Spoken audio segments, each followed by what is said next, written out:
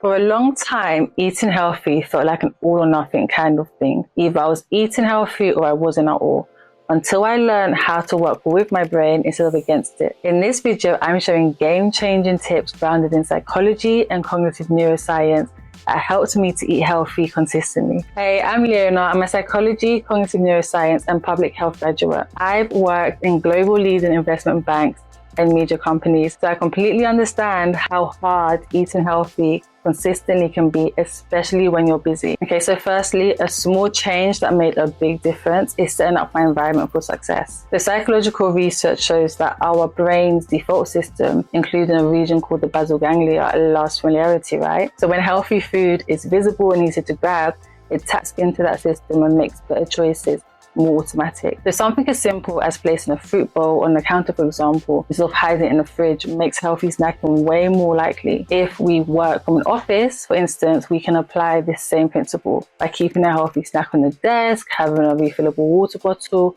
or even just setting a reminder on our phones to say, actually, at lunchtime, I need to eat something healthy. So a few changes to our workspace and to our environment overall can definitely shift our default decision in a more supportive direction. Okay, so I use habit stacking, which is basically a strategy that, one, I love and I found so helpful. And also neuroscience research shows that the basal ganglia, which is also the part of the brain involved in habit formation, helps us link behaviors together, right? So this means that when we attach a healthy eating habit, for example, to something we already do daily, it becomes easier to stick with. So for instance, saying something like, after I clean the kitchen in the evening, I'll cut up fruit for the next day, is an example of habit stacking. It's basically a simple pairing, but over time, those small links become automatic.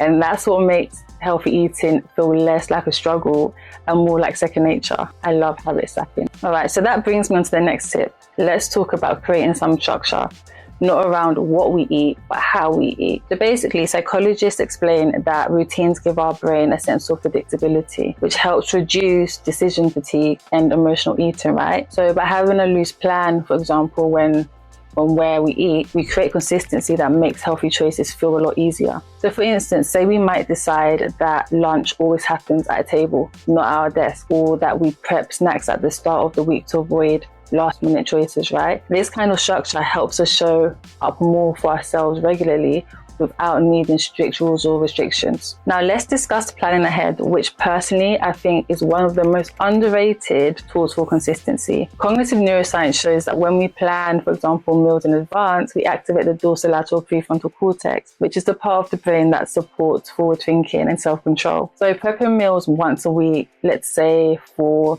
example on a Saturday, right, reduces decision fatigue and makes it way more easier to stay consistent during busy weekdays. Right, let's shift into how our brain responds to pleasure and cravings, for example. So neuroscientists have found that when we eat highly processed or sugary food, we get a dopamine hit in the nucleus accumbens, which is a part of the brain that reinforces cravings and habits. But once we know this, we can use it to our advantage, right? So we can plan healthier, like rewards, like a smoothie or a healthy, tasty snack, and start retraining the brain to crave balance instead of chaos. Speaking of cravings, the prefrontal cortex, which is also the brain's logic and planning hub, gets stronger every time we practice waiting instead of acting on impulse. So when I'm craving a sugary snack, I try pausing for around 10 minutes. Sometimes the craving passes, and to be honest, I don't give in to my craving. I feel like in that moment, I strengthen my self-control. Okay, so next is a tip that I've been practicing for a while now, and to be honest, I found it to be really useful.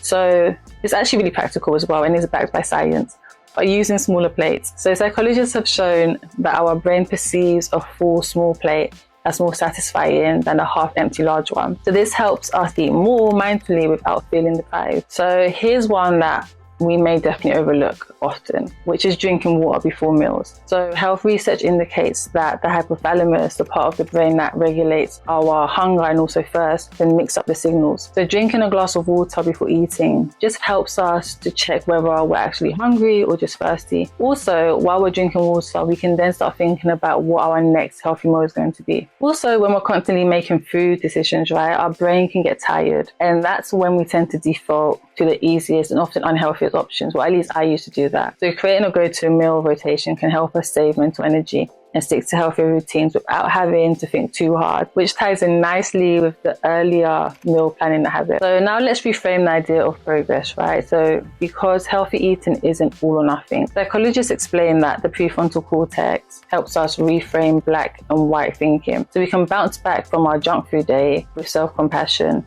rather than shame. Here is literally progress over perfection always. Okay, so moving on to using visual reminders. Let's talk about the brain's love for it and understand how we can use it to our advantage. The studies on visual cognition show that a sticky note on the fridge, for example, a meal plan on the wall, or a motivational quote can boost focus by activating the visual cortex and goal-directed attention systems. So a little reminder can go a long way, and I've been able to see the benefit. And finally, I've been using this tip to make things a lot easier for myself.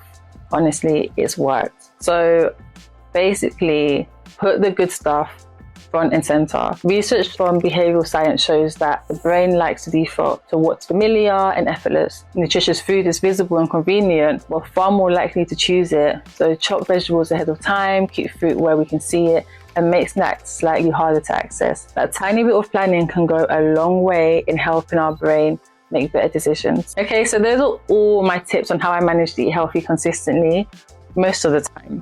If you enjoyed this video, like and subscribe, and I'll see you in the next one. Bye.